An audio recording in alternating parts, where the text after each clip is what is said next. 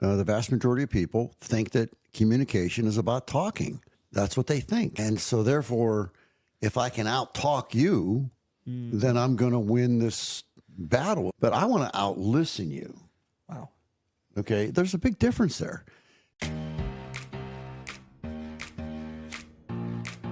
How you can be the greatest salesperson on the planet.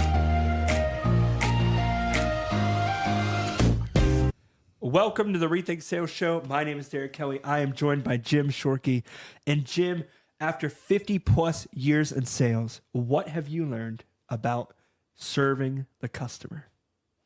I think the number one thing that I've learned, and it probably sounds like no kidding, Jim, but selling is all about listening. Really taking the time to listen to the customer and to figure out what excites them and then delivering on that excitement. And so that said, there is what is called verbal communication. I'm speaking verbally right now, but as I speak verbally, I'm also speaking non-verbally with hand motions, with the expression on my face, with whether I'm smiling or frowning, with how I'm posturing up. And so when you are talking to the client, if you're really focused on listening, then you would listen with your ears, but you also listen with your eyes. So I think that's the biggest lesson that I really need to teach my salespeople, and I do. And I think that's the part that we mess up on. I think rather than talk about what's good, I think it's good to talk about what's bad. Yeah. And once we identify what's bad, then we can go fix it and work on it and get better at it. And as we get better at the communication process, then our sales are going to go up. Why do you think that happens? Do you think people are nervous? They're busy trying to figure out what do you think is happening in someone's brain that they're not actively listening? I think most people, the vast majority of people, think that communication is about talking. That's what they think. And so therefore, if I can out-talk you, then I'm going to win this battle, if we want to call it a battle. So it's a persuasion piece. I think people think that in general, but I want to out-listen you. Wow. Okay, there's a big difference there. And yes, I do have to talk. But for example, one of the things that we do as human beings that really annoys people is we will say something and then the person is responding to what we said. And before they even get done with their response, we interrupt them. Yes. We cut them off. We're trying to address what they're saying. We're thinking ahead of the game. Or even to a degree worse than that, we say something, they're responding. We're so busy trying to figure out what we're going to say next that we're really not even listening to them. And we might even make a really big mistake because we're trying to figure out what to say. Maybe we look up. So they're talking, we're not listening, but we're also not observing because we're trying to think about what to say next. So we try to get into our own brains. And the really important thing to do is to focus on listening with your eyes and your ears. And one of the things I used to do is because I was so conscious of this, is I would actually put my hand up to my ear. Now, if you think about that, it really doesn't make me able to hear that much better, but it's showing the person that I'm interested. I say, can you explain that a little better to me? I don't really quite understand that one. And so I put my hand up like that, and I try to really focus on listening to the client, the friend, the neighbor, whoever that might be, and showing them. I've said this 1,000 times, Derek. You know what I'm going to say next. People don't care how much you know until they know how much you care. And I'm right about what I'm saying about nonverbal communication. It's a fact that they're communicating with me nonverbally. And if I'm not watching, I miss these nonverbal cues. But I'm also communicating nonverbally. And I have people that will literally shake hands with me. So the idea, what I'm going to teach you is I want you to look me in the eye when you shake hands with me. But I've watched people shake hands with somebody and look the other way or down. And when you do that, believe it or not, non-verbally, you're communicating to the client or the person or the friend or whoever. You're communicating that I can't be trusted. I'm not trustworthy. You ever hear shifty eyes? So in order to overcome that, we've got to really concentrate on being on point with looking the person in the eyes and maintaining that. And then if we're challenged with the listening, try that little technique, right? And I've told people this for years. If you have a hard time looking the person in the eyes, look them in the nose. They will not be able to discern the difference between you look them in the nose. I'm looking you in the nose right now. Yeah, I just switched. Did you tell the difference? My eyes? No, I can't. You can't. It's impossible. The eyes move such a small amount. In other words, okay, so I'm looking at your nose, right? You're watching my eyes? Now I'm looking at your eyes. I didn't notice It's negligible because the eyes only move like maybe that much to change from nose. Because don't forget, when you're on a plane, there's your eyes.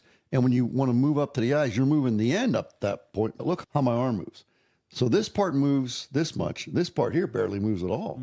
So that's my eyes, right? Yes. I'm looking out this way. Yeah. See what I'm saying? So you can, if you have a hard time, and we do have a hard time looking people in the eyes sometimes, especially somebody that we don't even know. So my practice would be to look them in the nose. And it works. It creates a sense of trust. And I want to make sure that I'm really listening. So I will do, for example, this. I will also cock my head. Like, wait, I want to get this. Could you tell me that again? I didn't quite understand it. And so I'm cocking my head a little bit. That's a nonverbal way of communicating with the customer, the friend, the client. And we're talking customers here, Rethink Sales, but we're also talking friends and relationships and et cetera. I want to show the person, the human being on the other side of the conversation, I want to show them that I care. And if I make the effort to say, wait a second, I didn't quite understand it. Could you please repeat that? I want to hear that. I want to make sure I get that. And would it be okay if I wrote that down? That's another nonverbal communication device. So when we ask the client, you ever do that where you, client, I'm here, I'm client, I can't help it. But we meet somebody. We say, hey, how you doing? I'm Derek Kelly and I'm Jim Shorkey. And 2 seconds later, I have no idea what their name is. And so what a great idea for communication skills would be to say to this person we just met, for whatever reason, say, you know what? I really have a challenging time remembering names. Hands up, Luke, do you have a hard time remembering names? Yeah, we all do, right? So wouldn't it be a great idea to say, you know what, Luke, would you mind if I wrote that down? I finally got Luke, but it took a couple times. Tell me your name again. And I got it. Now I got Luke. But if I wrote Luke's name down at the initial interaction, then I would remember it that much better because it's kinesthetic. I'm actually making a physical move. Number one, kinesthetic, physically writing his name down.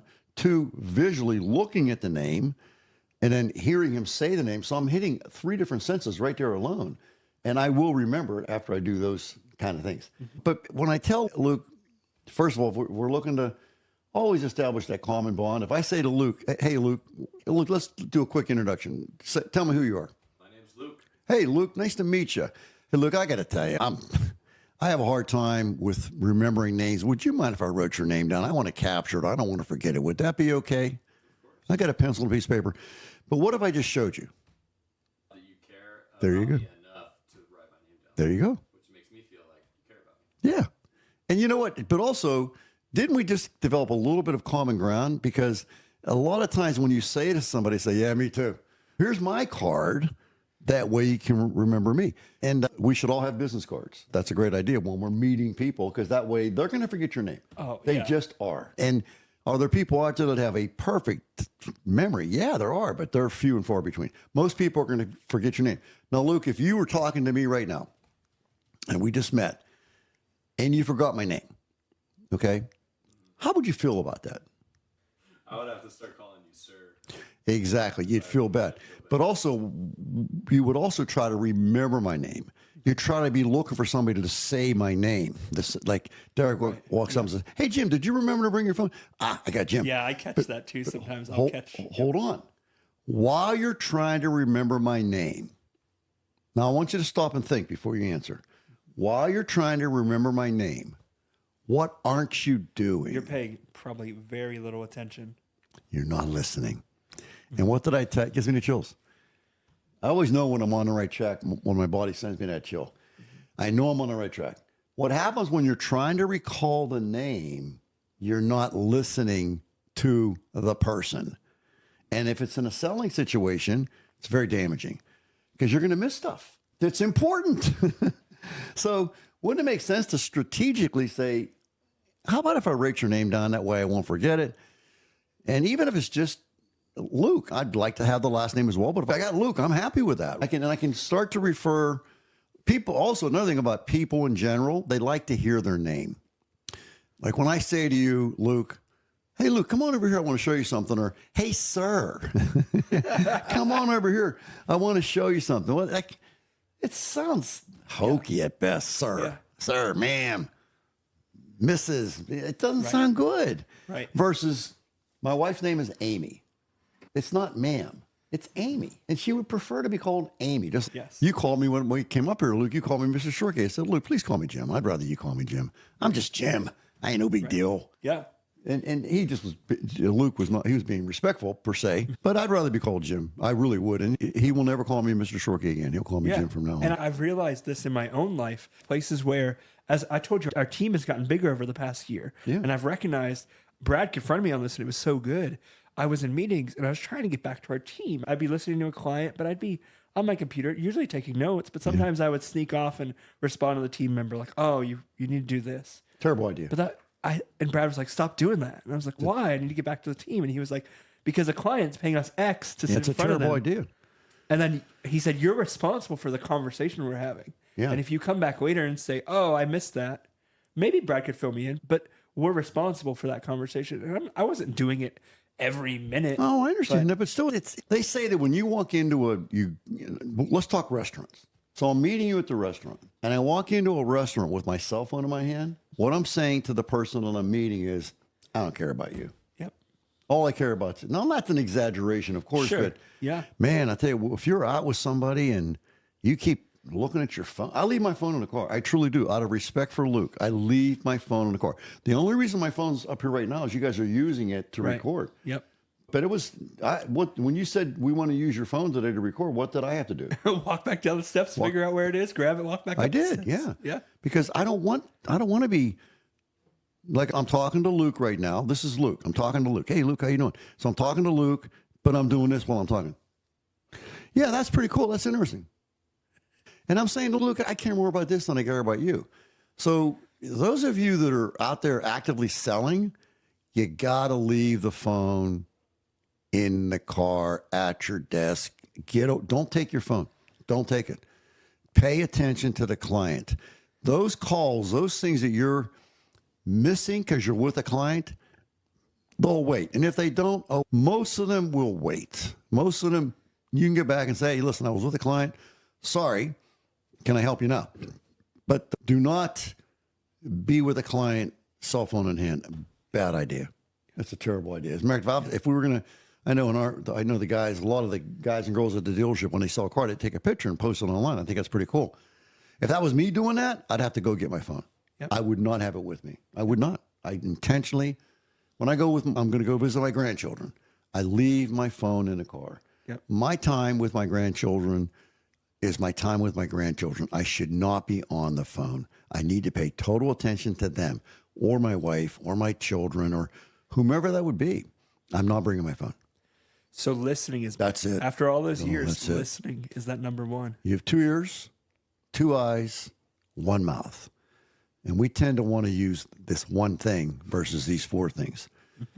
It's something we need to fix. Yeah. Most cases, we need to fix it. Yeah. So that's why it's so important. It's important to adhere to this, what I'm saying here today, but it's also important to undo the damage you've done. Did you ever train on that? Oh, God, yeah. Absolutely. All the time. What did that look like? Like, how do you just did it. train someone to be, obviously leave your phone, right? Easy. You can do some of the techniques you're talking about, but We would role play. We had questions that we wanted to ask the client that we needed to get answers to. yeah, that was fascinating. So instead of talking all the time, you're asking questions. That's a very different approach. It is, and we ask a question and we shut up. I've had this. I can't tell you how many times people have said to me over the years. Now, remember, I started selling when I was this tall, and I started in the automobile business full time. Excuse me, 1979 when I graduated from college. It would have been. I graduated from college in December of '78, so January of '79 was when I first started selling cars. And I can remember. This is going to sound kind of morbid, but I'm trying to die. I really want to be a successful car salesman. This is something I wanted to do my whole life. And I realized I was emulating my dad, but I wanted to be a successful salesman. And I'm talking to a client. And I'm walking to go do something. I think maybe get keys or something like that. And I walk past my dad. And he literally, my dad would, when he got mad, he got beet red. And so he literally corners me in the service department, and he's in my face. I'm near the wall, and he says, James, shut the F up. And he used a not so good word. You talk too much. You're talking yourself out of sales. You see, you got to listen more. How was that for you when you had that comment? Devastating. And I was upset. But as I reflected on it, I learned the lesson. And we talked and we talked and we trained and we trained. And I was starting to say, I got off the subject, but people tell me over the years often, my friend would make a great salesman. He's got the gift of gab. My friend will make a great sales lady. She has the gift of gab. And my answer to that now, knowing what I know, is that is exactly what will make him or her a terrible salesperson. It's not about the gift of gab. It's about the gift of listening. And of course, we do have to talk. There's no question. But talk and then shut up. Let them answer.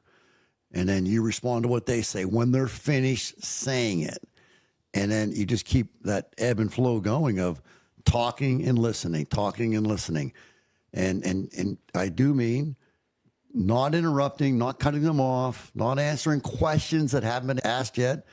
A good communicator is really good at listening and responding. Would you agree? Yeah. You're going so fast, Jim. You hit a good point that you skated over. Go ahead. You said not answering questions people aren't asking. Yeah. I notice when folks are nervous in communication, Yeah.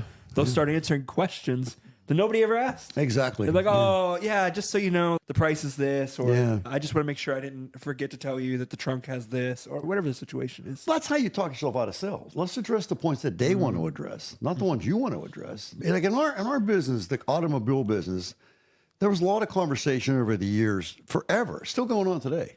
A 30-point walk around, a 60-point walk around, a 22-point, some number. They have some number. And you would pause at these different 22 points of the car. I do not believe in that methodology of selling. We want to have a walk around the car that is hand tailored to the client's wants and needs. Why are we talking about the motor? They don't care about the motor. They care about the safety. They don't care that it has fuel injection or this or that or the other thing. They don't care. They do care about how the airbags work. They do care about how the seatbelts fasten. They do care about where they can put their car seats. Let's spend time on that. We only have so much time. And you're going to talk about the horsepower of the motor and the way the internal combustion engine works and how many valves it has and blah, blah, blah. They don't care. They might, but that's where the interview process comes into play. I'm going to ask the client in terms of the car relationship, what is most important to him or her or them? And they're going to tell me something. And I'm going to write it down with their permission. And then I'm going to ask them what is next most important to them. And then I'm going to write it down. And I'm going to keep going. Because what happens oftentimes, this is the part that I've learned about communication, is that they'll give me something that, like they may say price. It's just like automatic. Oh, price is most important to me. Okay, write it down. It's no big deal. I'm not going to argue price. What's next one for you? Safety. Write it down. Typically with my relationship with my clients, when I got down around 5 or 6, those were the ones that really were the juice, that really did matter. But I had to take some time to reflect on it. So that's why I want to give them a chance to build this list. And so once I get the list built, and it's 7, let's say, or 10 or 12, whatever the number is, it is. I said, well, here's what you told me. And they said, yes, that's what I told you. Is there anything else that comes to mind that maybe you thought about after the initial conversation? No, that pretty much covers it. Okay, now, Derek, you said that safety was important to you. Beyond the obvious, why is safety so important to you? Because I have 3 kids, an amazing wife, and I want to haul my family around safely, protected. Nice. That's great. Good answer. Would you mind if I wrote your children's names down? Sure. I'm sure I'm going to meet them. I'd like Absolutely. to. Yeah. So what is the oldest to youngest, let's say? Josiah is 8, so Josiah, And that's spelled J. Josiah. Beautiful. Mirabelle, which is Mirabelle, These are lovely names. is 6, and Ariel, like the princess, isn't that Arielle, is going to be 3 here in about a month. People don't care how much you know until they know how much you care. Yeah. And Laura, is that Laura or That's actually Lora. So Lora? Very different spelling. Got it. Yeah. Okay, wonderful. Yeah. We're going to take care of these. Yeah. So Josiah, I assume, is a male. Yep. And the other 2 are females. Yep. So we got 3 girls that we got to take care Yep. of. Yep. And of course the boy as well. Yep. Yeah. Well, that's wonderful. Congrats. Give me nuts, man. Great. It's going to be A fun. wonderful family. Yeah. And it's important to you. Yep. So I think we need to focus on the safety of this vehicle. What do you think? Yeah. Yep. And then also storage space. They play soccer. They go to theater. They might do Okay. some other sports. So we need some space. Right. Okay. So space is important as well then. What's more important, the safety or the space? Safety is number 1. Safety is number 1. Yep. I am so glad I asked you those questions. I really am. That's wonderful. Yeah. This is good stuff, Jim. This Yeah. is good stuff. I care about you, man. I care about your kids. I want you to know that. Yeah. And I want to do good by you. Yeah. And you guys can see, just as Jim is going throughout this, he started with, I said, Jim, what have you learned over the past 50 plus years? And he said, hey, I've learned the power of the art of listening and kind of the lost art of communication, right? A lot of people think communication looks a certain way. You need to memorize a subjection and recite it this way. If they say A, you say B. If they say Y, you say Z. But instead, you said, I really want to listen. I want to ask questions. I want to understand and know who they are, what makes them tick, the reasons why that they have 7, 8, 9, 10, 6, 5, whatever it is, Yep. and then serve them in that way. That's powerful, Jim. And I can tell you that as we go through this process, and it is a process, we're going to talk about Josiah. And we're going to talk about Mirabel. Did I get that right? Yep. Mirabel. And Aria. Ariel. Yep. Ariel. Yep. Missing one. Laura, I got. Yep. And me. People don't care how much you know until they know how much you care. Salespeople, male, female, young, old. This is really important. Derek asked me what I've learned. That's what I've learned. And when I have my communication skills aligned, then I'm going to be able to do some really value building, selling building type stuff. Yeah. Thank you, Jim. Thank you. My pleasure.